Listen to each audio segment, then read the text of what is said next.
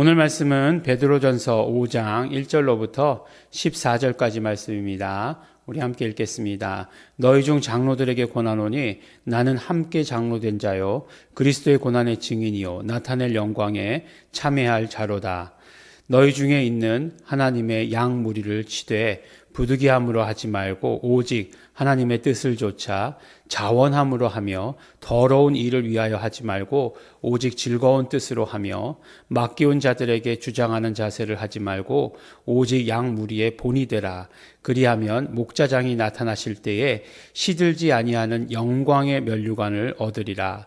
젊은 자들아 이와 같이 장로들에게 순복하고 다 서로 겸손으로 허리를 동이라. 하나님이 교만한 자를 대적하시되 겸손한 자들에게는 은혜를 주시느니라. 그러므로 하나님의 능하신 손 아래서 겸손하라. 때가 되면 너희를 높이시리라. 너희 염려를 다 주께 맡겨버리라.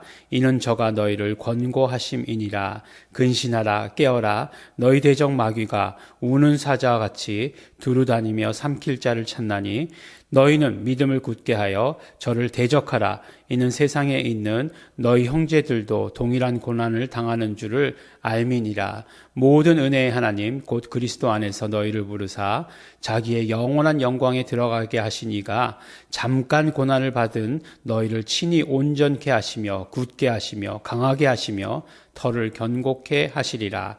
권력이 세세무궁토록 그에게 있을지어다. 아멘. 내가 신실한 형제로 아는 실로아노로 말미암아 너희에게 간단히 써서 권하고 이것이 하나님의 참된 은혜임을 증거하노니 너희는 이 은혜에 굳게 서라. 함께 택하심을 받은 바벨론에 있는 교회가 너희에게 문안하고 내 아들 마가도 그리하느니라. 너희는 사랑의 입맞춤으로 피차 문안하라. 그리스도 안에 있는 너희 모든 이에게 평강이 있을지어다. 아멘. 네, 오늘은 우리 베드로전서 마지막 장 5장 1절로부터 14절까지 말씀이죠. 우리가 편지를 읽다 보면 이제는 이렇게 벌써 느낌이 마지막이다 라고 하는 그런 느낌이 들죠. 그러나 걱정하실 것이 없는 것이 베드로 후서가 있습니다. 우리가 베드로전서 너무 좋았는데요 라고 이렇게 생각하면서 그것이 끝이 아니라 베드로 후서도 있습니다. 오늘 말씀해 보니까 너희 중 장로들에게 권하노니 라고 이렇게 얘기하면서 나는 함께 장로된 자요 라고 이렇게 얘기하고 있어요. 그러니까 지금 편지를 쓰시는 분이 베드로죠. 근데 장로들에게 권하면서 나도 장로다 라고 이렇게 얘기하고 있어요. 예. 언제 장로 장립식을 했습니까? 뭐 이렇게 물어보고 싶죠. 장로, 예. 장로라고 하는 건 지금 어떤 직분의 장로하고는 약간 의미가 다르죠. 그렇지만 의미가 똑같은 부분도 있습니다. 통하는 부분도 있습니다. 뭐라고 얘기하냐면 결국은 그 베드로도 우리가 알고 있기로는 예수님의 제자요. 또 12사도죠. 사도인 것으로 알고 있는데 또 그가 스스로를 장로다라고 이렇게 얘기하고 있어요. 우리가 잘 알고 있는 야고보서, 우리가 지금 함께 읽고 있는 야고보가 서로 장로라고 이렇게 말하고 있어요. 장로라고 하는 것은 물론 말 그대로 하면은 그런 어떤 연세 드신 그런 장을 말하는 거죠. 그렇지만 나이가 많이 들어서 하는 것만을 의미하는 것이 아니라 결국은 이제는 안수받은 자로서 하나님의 사역을 담당하는 자를 장로다라고 이렇게 이야기하고 있습니다. 그러니까 예수 그리스도의 사역을 담당하는 자를 장로다라고 이렇게 얘기하고 있는 거죠. 그래서 안수하죠. 네, 안수합니다. 그러니까 결과적으로 안수받은 사람이라고 하는 거는 같은 의미예요. 그러니까 뭐 목사가 다르고 목사가 더 높고 장로는 그 밑이고 권사는 그 밑이고 안수집사는 그 밑이고 그렇지 않습니다. 다 동일하게 하나님 앞에서 사역을 하는 거죠. 그런데 이제 그 사역에서 직분이 나눠지죠. 근데 그게 직분이 나눠질 때에 그게 뭐 장로냐 안수집사냐에 따라 직분이 나눠지는 것은 아니다라고 하는 사실을 우리가 기억하셔야 합니다. 그래서 결국 해야 되는 일이 뭐냐? 하나님의 양무리를 치라 이렇게 말씀하고 있죠. 이거 어디서 많이 듣던 이야기 아닌가요? 네, 그렇죠. 베드로가 예수님께 들었던 말씀이잖아요. 예수님께서 네가 나를 사랑하느냐 이렇게 물어보시잖아요. 아가파오로 사랑하느냐 이렇게 물어보니까 베드로가 뭐라고 얘기하죠? 저는 필레오로 예수님을 사랑합니다 라고 이렇게 얘기하죠.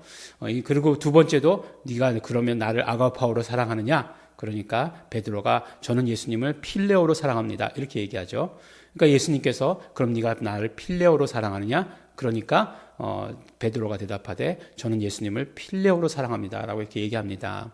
근데 뭐 물론 학자들마다 했다 견해가 다릅니다. 3번을 물어보셨다는 것, 한국 정서에 딱 맞아요. 그렇지 않습니까? 3-3번이라는 한국 정서에 딱 맞는 그런 질문 방법이셨죠. 우리는 한 번 질문하고 한 번 대답해 가지고는 되지 않는다. 갑자기 이제 생각이 나는데 이게 딱 들이맞는 데가 충청도라는 거예요. 충청도.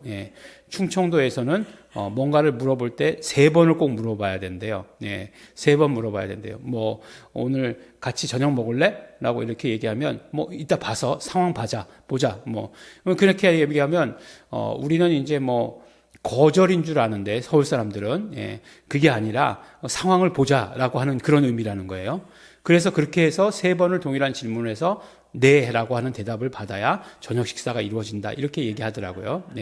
이건 제가 어떤 텔레비전을 보면서 정말 너무너무 재밌게 웃었던 그런 장면이었습니다. 근데 그 청주 사람들은 물어보면 다 이해를 하더라고요. 그거를 정말 그래서 재밌었는데 어떤 그 이제 전라도에서 사역하시던 분이 천안에 와서 사역을 하시는데 수련회 가자고 얘기를 했다는 거예요. 다 대답했다는 거예요. 다 대답을 했는데 수련회 가는 날 나오지 않았대요. 그래서 막 화를 내면서 너 어떻게 그렇게 안 나올 수 있느냐라고 이렇게 물었더니 제가 언제 그렇게 간다고 확실한 대답을 했느냐 하는 거예요. 이 전라도에서 올라오신 분은 이 충청도에서 3번을 물어봐야 되는 걸 모르셨던 거죠. 그래서 예수님은 알고 계셨어요. 그래서 베드로에게 3번을 물어보십니다. 3번을 네가 나를 사랑하느냐. 그런데 이제 똑같은 질문을 3번 한 게 아니라 이제 헬라어로 원어로 보면 이제 아가파오 하느냐 아니면 필레오 한다. 아가파오 하느냐 필레오 한다. 그러면 필레오 하느냐 네 필레오 합니다. 이렇게 얘기하잖아요. 베드로의 대답은 필레오로 예수님을 사랑합니다라고 하는 동일한 대답을 하지만 바로 예수님께서 물으실 때는 아가파오, 필레오 이렇게 물으시거든요. 근데 이제 이게 이제 의미가 어떤 의미냐? 같은 단어를 반복하는 것이 아니라 다른 단어를 교차해서 같은 의미로 만든 것이다. 뭐 이렇게 얘기하기도 하고, 그러나 이제 아가파오라고 하는 사랑의 특성이 어떤 것이냐라고 하는 것을 가지고 이제 풀으시는 분들이 계시죠. 근데 이 아가파오라고 하는 것은 정말 모든 것들을 다 편만하게 사랑하는 사랑을 말하는 거죠. 그래서 이걸 누구의 사랑이라고 얘기합니까? 하나님의 사랑이라고 얘기해요. 근데 이 사랑의 성격을 잘 알아야 돼요. 편만하게 사랑한다라고 하는 건. 그런데 필레오라고 하는 것은 어떤 방향성을 가지는 것이에요. 그래서 우리가 생각할 때 그냥 아가파오 사랑은 하나님의 사랑, 필레오 사랑은 친구 간의 사랑 뭐 이렇게 생각할 것이 아니라 그 어떤 방향성을 잘 봐야 되는 거예요. 그러니까 내가 만약에 아가파오로 예수님을 사랑한다라고 이렇게 얘기하면 그러면 어떤 의미가 되냐면 내가 하나님의 사랑으로 하나님을 사랑한다 이런 의미라기보다는 내가 예수님도 사랑하고 세상도 사랑하고 물질도 사랑하고 뭐 가족도 사랑하고 하는 중에 예수님을 사랑한다라고 하는 그런 의미가 될 수 있는 것이에요. 그것이 아가파오의 의미니까. 오늘은 그걸 설명하려고 했던 것이 아닌데, 그런데 어쨌든지 간에 뭐 말은 또 시작했으니까 끝은 내야죠. 필레오로 살아간다라고 하는 것은 오직 예수님께로만 향하는 사랑을 말하는 거예요. 그래서 마지막에 예수님께서 그러면 네가 나만 사랑할 수 있냐? 그랬더니 베드로가 얘기할 때 저는 예수님만 사랑합니다. 예수님 아시지 않습니까? 이렇게 대답한 것이죠. 그래서 결국 어떻게 됩니까? 내 양을 먹이라, 내 양을 치라. 이렇게 말씀하시는 것이죠. 그 말씀이 기억나는 것이 이거죠. 그러니까 결국 우리가 예수 그리스도께로 우리의 모든 사랑을 다 바치는 장로가 되어야 되는 것이고, 하나님의 사역 맡은 사람이 되어야 되는 것이고, 그런 사람이 양을 치는 것이다 라고 이렇게 말씀해 주십니다. 그래서 장로들에게, 우리 사역을 맡은 우리 모든 사람들에게 장로, 권사, 또 안수 집사 다 마찬가지예요. 예, 안수 받은 사람들이잖아요. 집사는 좀 웨이브가 될 수 있을까요? 네, 근데 또 최초의 순교자는 집사에게서 나왔기 때문에 네, 어쨌든지 간에요. 그렇습니다. 젊은 자들도 마찬가지로 교회에서 장로들에게 다 순종해야 한다라고 이렇게 말씀하고 계시죠. 그래서 겸손하라, 때가 되면 너희를 높이시리라. 그러니까 이렇게 하나님께서 높이시는 게 진짜예요. 자기 스스로 높아지는 거는 곧 떨어질 날이 옵니다. 이 높아짐에 대해서 이야기할 때 정말 예수 그리스도께서 낮아지심을 선택했을 때 하나님께서는 예수 그리스도를 모든 이름 위에 뛰어난 이름을 주시면서 높이셨어요. 모든 무릎이 그 앞에 꿇게 하시고 하늘에 있는 것이나 땅에 있는 것이나 땅 아래에 있는 모든 것들이 모든 무릎이 예수 그리스도 이름 앞에 꿇게 하심으로 말미암아 예수 그리스도를 높이셨어요. 그렇게 우리가 낮아짐을 선택할 때 하나님께서 높이시는 그 높이심이 진짜예요. 우리가 스스로 높아지면 안 됩니다. 이제 우리 성도님들은 잘 아실지 모르실지 모르겠지만, 이제 전도사가 되면, 전도사가 되면 얼마나 큰 결단을 하고 사실은 전도사의 길을 가는 겁니까?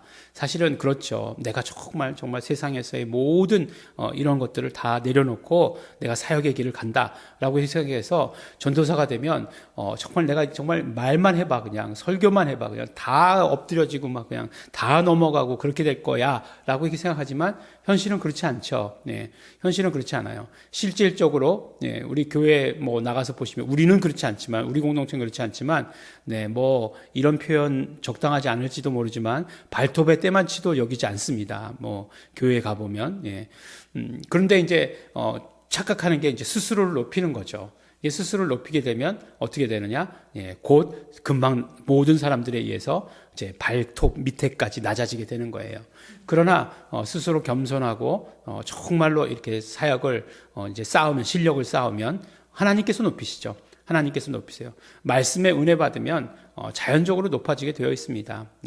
그렇기 때문에 이제 내가 스스로 높아졌는가? 아니면 하나님께서 높이시는가? 금방 우리가 알 수 있게 되는 거죠. 너의 염려를 다 주께 맡겨라. 그러니까 참 베드로전서는 보면은 굉장히 찬양 가사들이 많아요. 모든 염려를 주께 맡겨라. 이런 찬양 가사 얼마나 많습니까? 여기서 나온 말씀이죠. 그 다음에 근신하라 깨어라 너희 대적 마귀가 우는 사자같이 두루 다니며 삼킬 자를 찾는다. 우는 사자. 굉장히 무서운 사자예요. 어떨 때 운다고요? 먹이를 찾을 때 우는 거예요. 사자가. 그 다음에 이제 짝짓기를 할 때 울어요. 근데 짝짓기를 할 때 굉장히 하여간 암컷을 차지하려고 수컷끼리 사납습니다.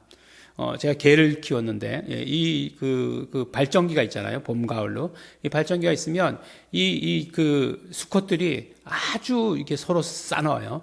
그래가지고 한번 물려가지고 와가지고 개가, 진돗개, 잡종 1대인데도 불구하고, 물려가지고 와가지고 여기가 아주 너덜너덜하게 돼 있었던 적도 있습니다. 그래서 그냥 기부스 해주고, 그냥 붕대 감아주고 치료해주고 했던 적이 있었는데, 굉장히 사나워지는 거죠. 근데 그렇게 사납게 대적 마귀가 우리를 찾는다라고 이렇게 이야기하고 있어요. 그러니까 어떻게 돼요? 우리가 근신하고 깨어있고 마귀를 언제나 대적해야 되는 거죠. 어떻게 해요? 예수 이름으로 대적해야 하는 것입니다.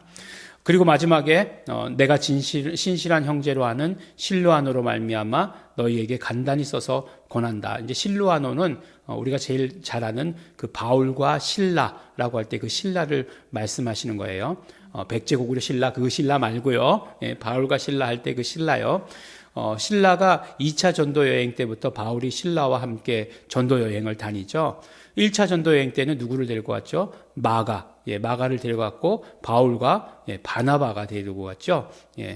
바나바가 우리 함께 갔었는데 이제 마가가 중간에 되돌아오지 않습니까? 그 일로 싸우잖아요. 그 일로 싸워서 나눠지고 바울은 실라를 데리고 2차, 3차 전도 여행을 다니고 그 다음에 바나바는 이제 고향이었던 곳으로 가서 이제 전도 여행을 하는 것을 우리가 보게 되죠. 근데 그 두 사람의 이름이 다 나와요.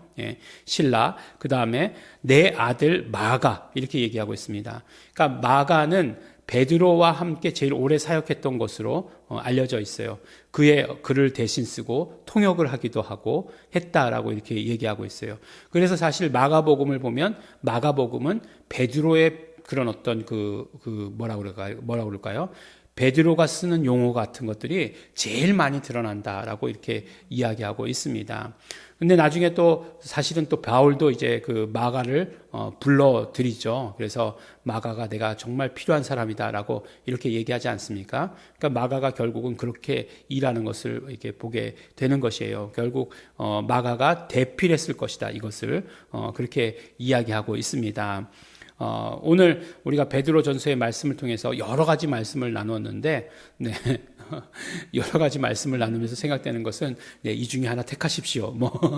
네, 그런 느낌이에요. 그렇지만 우리가 이것을 다 마지막 때에 고난받는 이 때에 우리가 다 받아들여야 된다라고 이렇게 생각하고 다 하나하나가 중요하게 다 우리에게 말씀해 주시는 것입니다. 하나하나의 말씀을 다 되새기면서 우리가 다시 한번 성경을 읽어보면서 그 말씀을 그대로 받아 가지시는 그래서 복을 받으시는 우리 성도 여러분 되시기를 예수 이름으로 축원합니다. 기도하겠습니다. 하나님 아버지 감사합니다. 우리가 베드로전서의 말씀을 우리 읽으면서 우리가 고난 가운데 어떠한 삶을 살아야 되는지 알게 하여 주신 것 너무나 감사하고 고맙습니다. 고난 가운데도 우리에게 맡겨주신 그런 모든 사역들 잘 담당하게 하여 주시옵시고 교회에서 서로 협력하게 하여 주시옵시고 우리가 정말 어려운 일을 당할 때에 정말 신실하신 하나님께 우리의 모든 것들 드릴 수 있도록 되기를 간절히 바라고 소원합니다. 마지막이 가까울수록 아버지 하나님 대적 마귀의 이 소요가 더 심한 것을 우리는 느끼고 경험합니다. 우리가 마귀를 대적해서 언제나 이기게 하여 주시옵시고 아버지 하나님 대적의 그런 어떤 그 공격에도 당하지 않도록 우리 언제나 승리할 수 있도록 아버지 하나님 우리에게 예수 이름의 새 힘을 허락하여 주시옵소서. 감사드립니다. 예수님 이름으로 기도드렸습니다. 아멘. 그러므로 우리 시간 기도하실 때에 우리가 예수의 이름으로 더욱더 강건할 수 있도록 되기를 원합니다. 영과 혼과 육체가 강건하게 하여 주시옵시고 예수 그리스도를 증거하는 이 모든 사역들 또 교회를 돌보는 이 사역들 이 모든 것들에 온전할 수 있도록 되기를 원합니다. 성령님 역사하여 주시옵시고 모든 일에 그러므로 우리가 신실한 하나님께 맡길 수 있도록 도와주시옵소서. 성령님 역사하시고 충만케 하시옵소서. 다 같이 통성으로 기도하시겠습니다.